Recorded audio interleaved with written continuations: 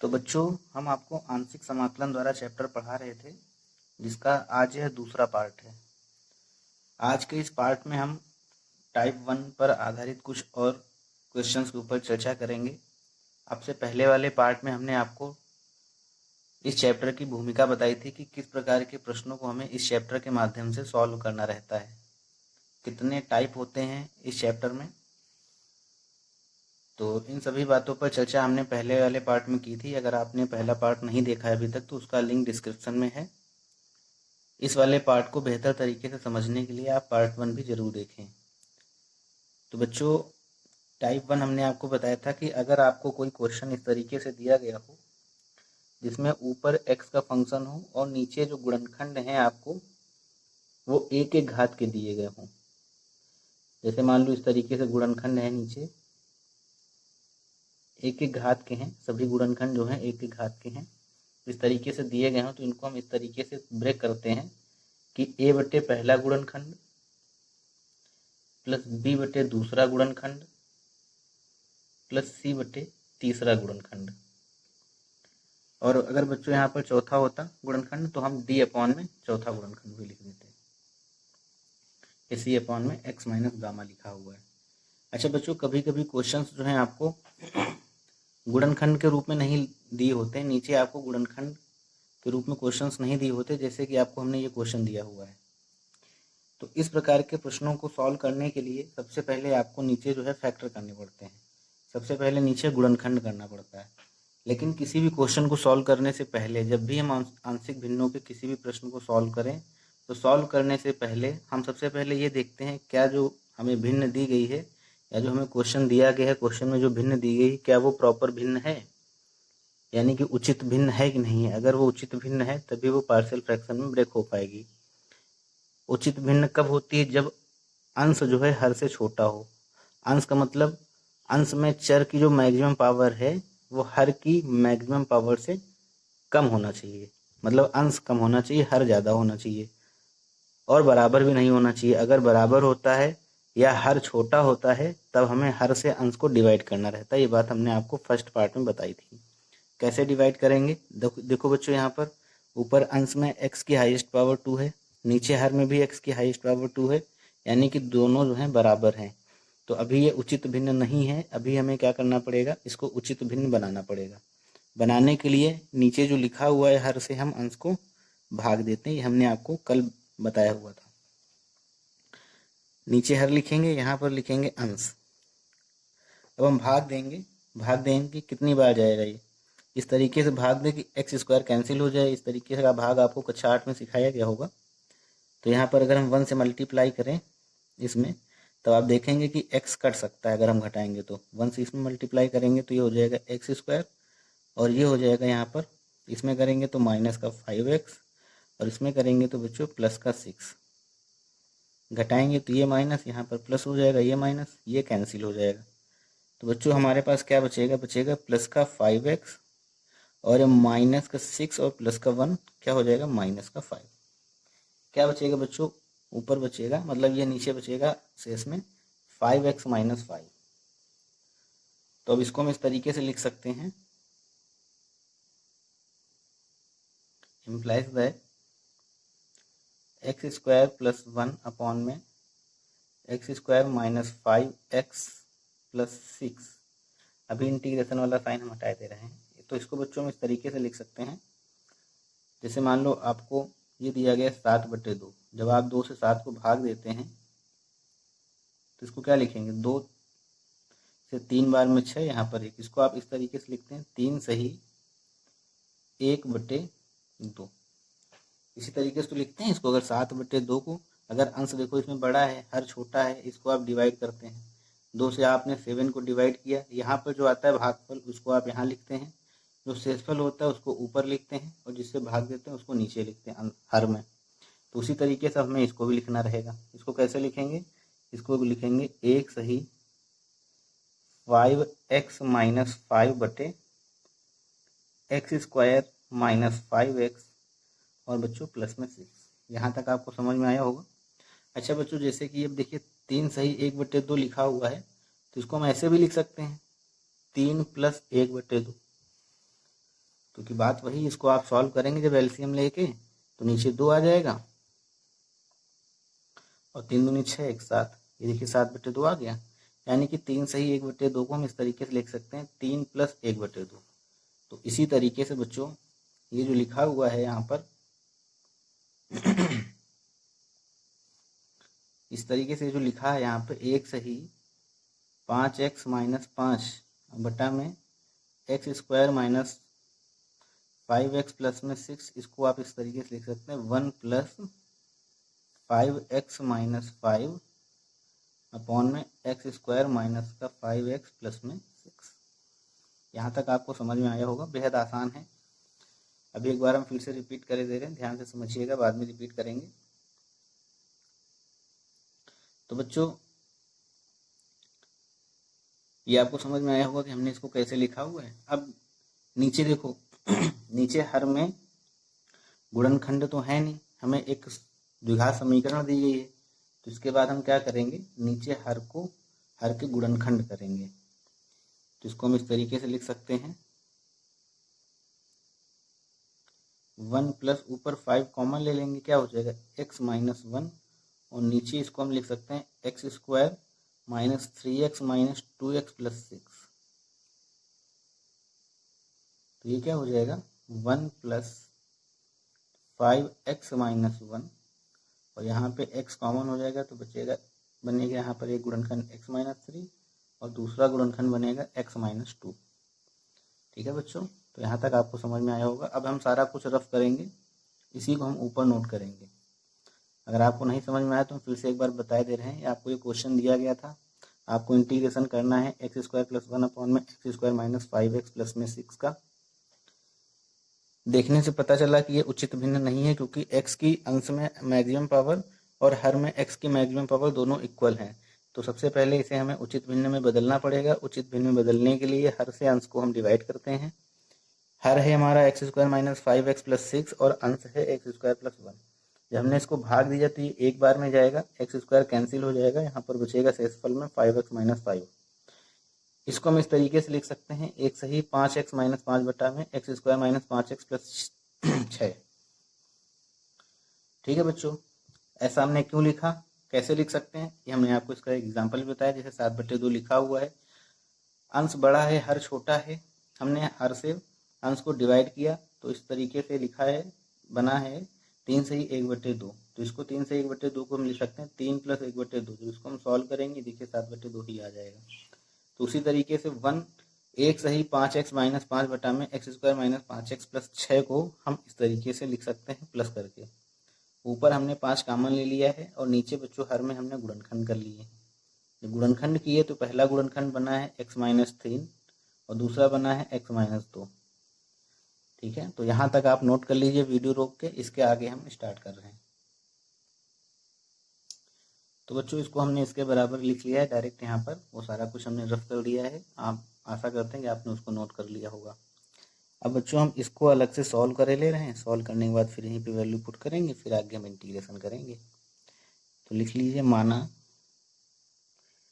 5x - 1 upon में x - 3 x - 2। अच्छा बच्चों, इसको अब हमें आंशिक भिन्नों में ब्रेक करना है। किस तरीके से करेंगे, हमने आपको बताया था टाइप 1। टाइप 1 क्या बताया था कि यदि ऊपर x का कोई फंक्शन हो और नीचे जो गुणनखंड के रूप में लिखे हों लेकिन वो रिपीटेड ना हो, सभी गुणनखंड एक एक घात के हों और रिपीटेड ना हो। यहाँ पर देखिए सभी गुणनखंड जो हैं, दोनों गुणनखंड एक एक घात के हैं और रिपीटेड नहीं है। रिपीटेड का मतलब जैसे x - 2 है, इसके बगल में फिर एक बार x - 2 आ जाए, तो रिपीटेड तो है नहीं, अलग अलग हैं। तो क्या मानने का तरीका रहता है a बटे पहला गुणनखंड प्लस b बटे दूसरा गुणनखंड, अगर तीसरा भी है तो c बटे तीसरा गुणनखंड। तो इसको बच्चों हम मानेंगे a अपॉन में पहला गुणनखंड क्या है x - 3 और प्लस b दूसरा गुणनखंड क्या है x - 2। इसको मानेंगे इक्वेशन नंबर फर्स्ट। अब यहाँ से बच्चों मेन काम हमारा है सॉल्व करके a और b की वैल्यू फाइंड करना। तो ऊपर बच्चों लिखा है 5x - 5, यहाँ पर हम इसमें एलसीएम ले लेंगे तो ये हो जाएगा ax - 2 plus b x - 3 upon में x माइनस 3 और x माइनस 2, और यहाँ पर भी x माइनस 3 और x माइनस 2 था। ये बच्चों कैंसिल हो जाएगा यहाँ पर। तो ऊपर क्या लिखा हुआ है, क्या बचेगा, 5x माइनस 5, और यहाँ पर हम अंदर मल्टीप्लाई करे ले रहे हैं। ये हो जाएगा ax minus 2a plus bx minus 3b। x वाले पद एक पास और जितने कांस्टेंट वाले हैं उनको एक पास करके लिखेंगे हम। लिखने के बाद फिर तुलना कराएंगे। x कॉमन लेंगे इसमें तो क्या बचेगा, a प्लस बी x, और जो कांस्टेंट वाला है उसको हम अलग लिखे ले रहे हैं, 2a माइनस 3b। ठीक है बच्चों। अब दोनों पक्षों में इसका तरीका हमने आपको कल बताया था। दोनों पक्षों में x तथा अचर पदों के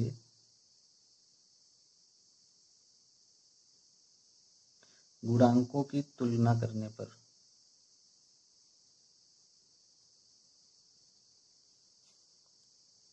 यहाँ पर x का गुणांक क्या है, 5 है। यहाँ पर x का गुणांक क्या है, a प्लस बी। तो हम जब तुलना करेंगे तब a प्लस बी बराबर क्या हो जाएगा, 5। और इसी तरीके से माइनस का 2a माइनस 3b बराबर क्या हो जाएगा, माइनस का 5। तो बच्चों यहाँ पर हम माइनस कॉमन लिए ले रहे हैं, कैंसिल हो जाएगा, क्या बचेगा, इम्प्लाइज दैट माइनस जब कॉमन लेंगे तो 2a प्लस 3b और इक्वल माइनस 5, तो ये कैंसिल हो जाएगा। इक्वेशन सेकेंड और थर्ड को सॉल्व करेंगे तो यही नीचे लिखे ले रहे इक्वेशन फर्स्ट, नीचे 2 से मल्टीप्लाई भी करे दे रहे हैं, तो ये हो जाएगा 2a, ये 2b और ये हो जाएगा 10। ठीक है, घटा देंगे तो बच्चों 2a से 2a कैंसिल हो जाएगा, b इक्वल आ जाएगा माइनस का 5। और जब b की जो वैल्यू है कहीं भी रखेंगे या फर्स्ट या सेकंड में, तब a की वैल्यू जो है हमें क्या मिलेगी, 10 मिलेगी। तो बच्चों a और b की वैल्यू आ गई हैं। इन वैल्यू को उठा के कहाँ पुट करेंगे, पुट इन 1, यहाँ पर पुट करेंगे इस वाली इक्वेशन में। ठीक है, तो आप नीचे का नोट कर लीजिए, हम डायरेक्टली वैल्यू यहाँ पर पुट करेंगे। वीडियो रोक के आप इसे नोट करें, बहुत ही इंपॉर्टेंट क्वेश्चन है बच्चों। बच्चों समीकरण 1 जो है आप इसको मानिए, इसको 2 मान लीजिए, और a और b की वैल्यू हम इक्वेशन नंबर 2 में रखेंगे।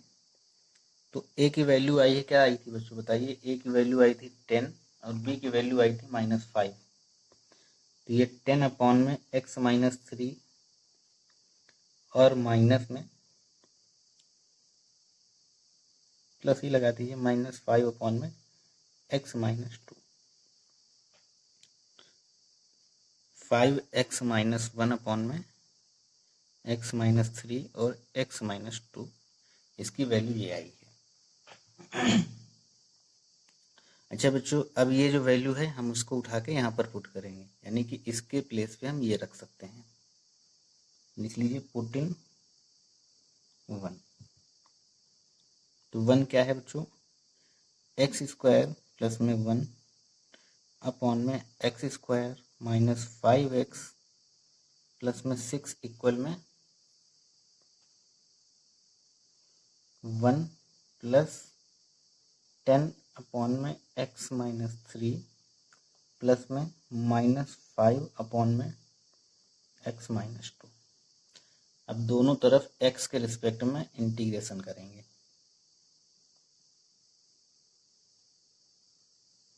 दोनों पक्षों का x के सापेक्ष समाकलन करने पर,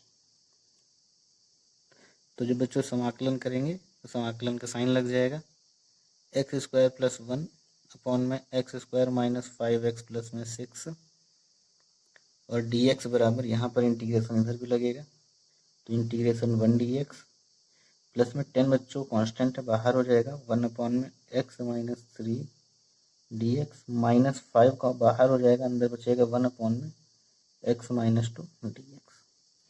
1 का बच्चों इंटीग्रेशन करेंगे x के रिस्पेक्ट में, तो ये आएगा x प्लस 10। 1/x का इंटीग्रेशन क्या होता है, log x, यानी कि 10 log x-3, और ये -5 1/x-2 का हो जाएगा log x-2 प्लस में c। आप चाहें तो इसको थोड़ा सा और सॉल्व कर सकते हैं,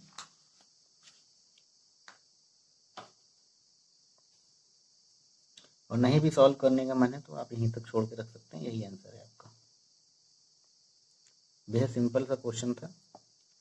तो बच्चों टाइप 1 पर हमने आपको 2 क्वेश्चन करा दिए हैं, और दोनों, एक हमने आपको करा दिया ऐसे प्रश्न को सॉल्व करना जो उचित भिन्न के रूप में ना लिखा हो, जिसको उचित भिन्न में हमें बनाना पड़ता है, और एक हमने आपको नॉर्मली बेसिक क्वेश्चन कल कराया हुआ था। तो टाइप 1 पर बेस्ड जितने क्वेश्चन हैं अब आप स्वयं से लगाएंगे एक्सरसाइज को देख करके। अब हम बढ़ते हैं बच्चों टाइप 2 पर। नेक्स्ट टाइप है आपका टाइप 2, जिसमें हर में जो है एक घात का जो गुणनखंड होता है उसकी जब पुनरावृत्ति हो जाती है, जब उसका रिपीटेशन हो जाता है। तो सभी बच्चे वीडियो के लास्ट तक बने रहेंगे। अगला टाइप जो है बहुत ही महत्वपूर्ण है, और बहुत मतलब सारे बच्चे बहुत ध्यान से समझेंगे उसे। टाइप 2 बच्चों हमने आपको बताया था कि जैसे आपको कोई फंक्शन दिया गया जिसमें ऊपर अंश में x का फंक्शन है कोई, और नीचे जो गुणनखंड आपको दिए गए हैं उनमें से कोई एक गुणनखंड रिपीट हो जाए, यानी कि इस तरीके से लिखा हो, तो इसको हम किस तरीके से लेट करते हैं, a बटा में पहला गुणनखंड प्लस b बटा में दूसरा गुणनखंड प्लस c अपॉन में दूसरे गुणनखंड का होल स्क्वायर। ये बच्चों हमने आपको इसका तरीका बताया था मानने का, लेट करने का। तो इस पर बेस्ड एक क्वेश्चन हम आपको करा रहे हैं, ध्यान से देखिएगा, बने रहिएगा सभी बच्चे लास्ट तक। मान लो बच्चों क्वेश्चन आपको दिया गया है, आपको इंटीग्रेशन करना है x-1 अपॉन में x+1 का होल स्क्वायर और x-2।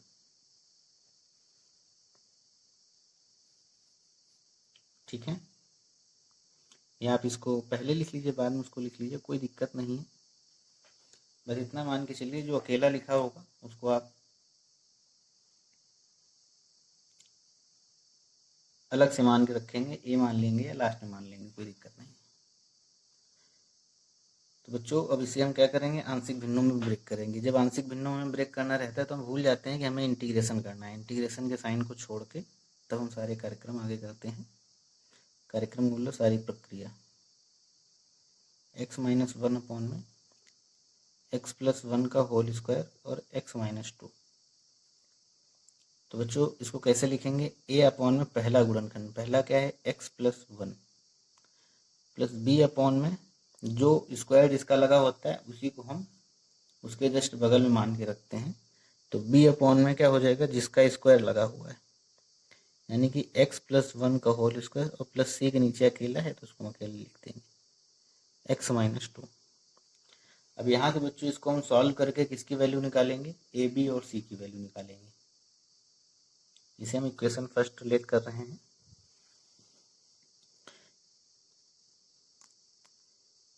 इसको एज इट इज रखेंगे x-1 अपॉन में x+1 का होल स्क्वायर x-2 बराबर में, नीचे बच्चों एलसीएम लेंगे। एलसीएम हमेशा वही आएगा जो यहाँ पर लिखा रहता है, यानी कि x+1 का होल स्क्वायर और x-2, यही एलसीएम हो जाएगा। इससे जब इसको हम डिवाइड करेंगे तब एक पावर कैंसिल हो जाएगी, यहाँ पर क्या बचेगा x+1 और x-2, तो इससे यहाँ पर मल्टीप्लाई हो जाएगा a x+1 और x-2। इसी तरीके से यहाँ पर b अपॉन में x+1 का होल स्क्वायर है, इससे जब इसमें हम डिवाइड करेंगे तो ये कैंसिल हो जाएगा, बचेगा x-2, यानी कि b x-2 और प्लस में c, इससे जब इसमें हम डिवाइड करेंगे तब बचेगा x+1 का होल स्क्वायर। ठीक है, नीचे ये कैंसिल हो जाएगा। अभी बच्चों हमने जो आपको मेथड बताया उसी मेथड से करते हैं। इसको सॉल्व करने का एक दूसरा मेथड भी होता है, यहाँ पर जीरो वगैरह लेट करना रहता है। एक बार ए के गुणांक को जीरो लेट करेंगे, एक बार बी के गुणांक को, एक बार सी के गुणांक को जीरो लेट करके और हम ए बी सी की वैल्यू निकाल लेते हैं। तो अभी हम पुराने मेथड से आपको बता रहे हैं। अंदर मल्टीप्लाई कर लेंगे बच्चों, एक्स का एक्स इसके साथ में, फिर ए के साथ में सबका मल्टीप्लाई करेंगे। तो ये आएगा ए, अंदर जब करेंगे multiply x square minus x minus two, और ये लिखा ही है बी एक्स माइनस टू, और ये लिखा हुआ है plus c x square plus 2x plus 1, इसका होल स्क्वायर हम ओपन कर देंगे। ठीक है बच्चों, समझ में आया होगा आपको यहाँ तक। अब बच्चों एक्स स्क्वायर वाले पद एक तरफ एक पास, एक्स वाले पद एक पास और कांस्टेंट वाले पद एक पास कर लेंगे। तो यहाँ पर मल्टीप्लाई करेंगे, क्या हो जाएगा ए एक्स स्क्वायर, इसमें करेंगे माइनस ए एक्स माइनस 2a, इसमें करेंगे तो बी एक्स, इसमें करेंगे तो माइनस 2b, सी का एक्स स्क्वायर से करेंगे तो सी एक्स स्क्वायर, ये बच्चों हो जाएगा प्लस 2cx और प्लस में सी, x माइनस 1 बराबर एक्स स्क्वायर वाले पद जो हैं एक पास, बाकी जो x वाले हैं उनको एक पास। तब यहाँ पर एक्स स्क्वायर जब कॉमन लेंगे a बचेगा और प्लस में c, यानी कि a plus c, plus x वाले पद जो हैं उनको एक पास कर लेंगे, x वाला ये है ये है। तो यहाँ पर x जब हम कॉमन लेंगे अंदर क्या बचेगा माइनस का a, और कहाँ है प्लस का b, और ये प्लस का 2c, और जो बचा हुआ है वो कांस्टेंट रहेगा, लिख लेंगे क्या बचा है माइनस का 2a, और क्या बचा है माइनस का 2b और प्लस का c। ठीक है बच्चों, अब दोनों पक्षों में एक्स स्क्वायर एक्स तथा अचर पदों के गुणांकों की तुलना करने पर, समझ पा रहे हैं बच्चों, हमारा मेन काम है ए बी सी की वैल्यू निकालना। तो क्या करेंगे, दोनों पक्षों से एक्स स्क्वायर एक्स तथा अचर पदों के गुणांकों की तुलना करने पर। तो बच्चों अब आप बताएं, अब आप ये कहेंगे कि यहाँ पर तो सर एक्स स्क्वायर वाला कोई पद है नहीं, तो आप इसको अपनी तरफ से मान लीजिए जीरो एक्स स्क्वायर। तो यहाँ पर एक्स स्क्वायर का गुणांक क्या है जीरो, और यहाँ पर एक्स स्क्वायर का गुणांक क्या है ए प्लस सी। तो क्या हो जाएगा, इसलिए हो जाएगा ए प्लस सी बराबर में जीरो। जब x के गुणांक की तुलना करेंगे तो यहाँ पर x का गुणांक क्या है 1, और यहाँ पर x का गुणांक क्या है minus a plus b plus 2c, minus a plus b plus 2c बराबर बच्चों क्या है 1।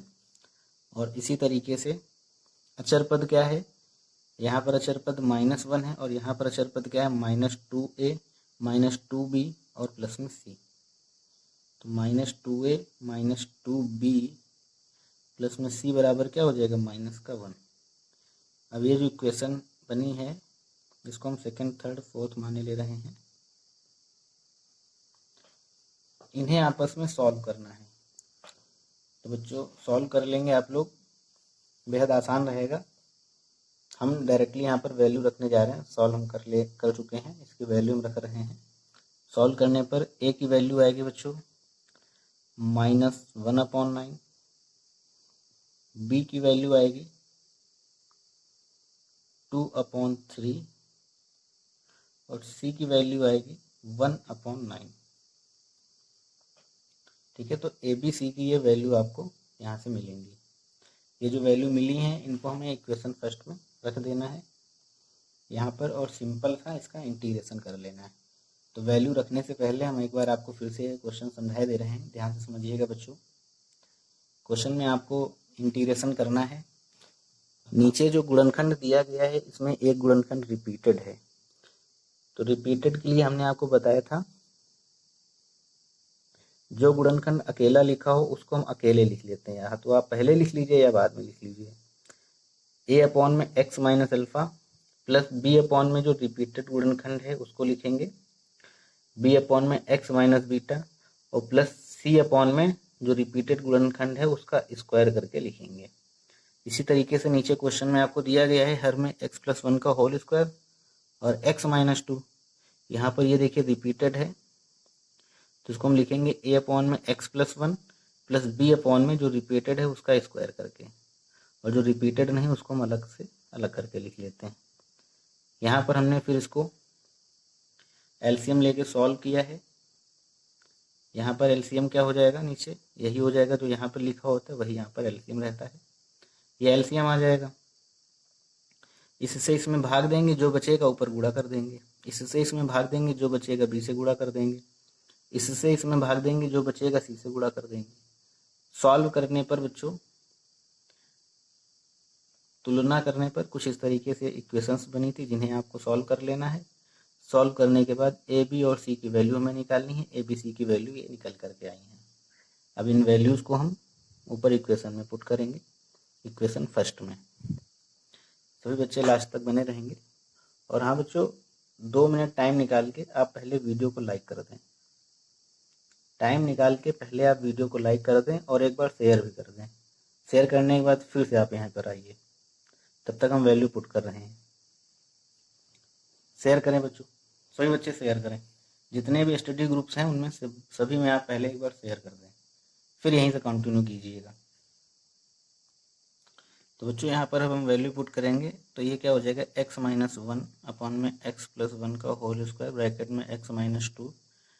ए की वैल्यू हमने निकाली थी बच्चों माइनस का 1/9, तो माइनस 1/9, और नीचे क्या रहेगा x plus one, plus B की वैल्यू हमने निकाली थी 2/3, और नीचे क्या रहेगा एक्स प्लस वन का होल स्क्वायर, प्लस में सी की वैल्यू हमने निकाली थी 1/9, और नीचे क्या रहेगा एक्स माइनस टू। अब दोनों पक्षों में एक्स के रिस्पेक्ट इंटीग्रेशन करने पर तो एक्स माइनस 1/, में एक्स प्लस वन का होल स्क्वायर और ब्रैकेट में एक्स माइनस टू बराबर में, यहाँ पर कांस्टेंट है माइनस 1/9, बाहर हो जाएगा, अंदर क्या बचेगा 1/, में एक्स प्लस वन, और यहाँ पर 2/3 कांस्टेंट है, इंटीग्रेशन से बाहर हो जाएगा, अंदर क्या बचेगा 1/, में एक्स प्लस वन का होल स्क्वायर, और यहाँ पर बच्चों 1/9 कांस्टेंट है, अंदर क्या बचेगा 1/, में एक्स माइनस टू dx। बस ये 1/x का इंटीग्रेशन होता है log x, तो ये हो जाएगा बच्चों माइनस 1/9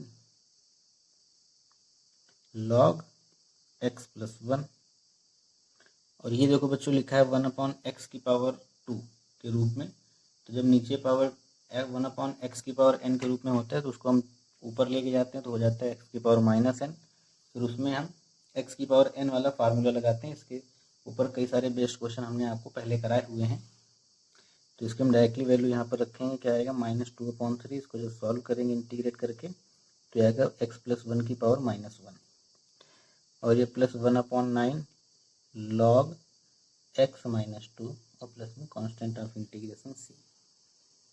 इसको और इसको बच्चों एक पास रख लेंगे,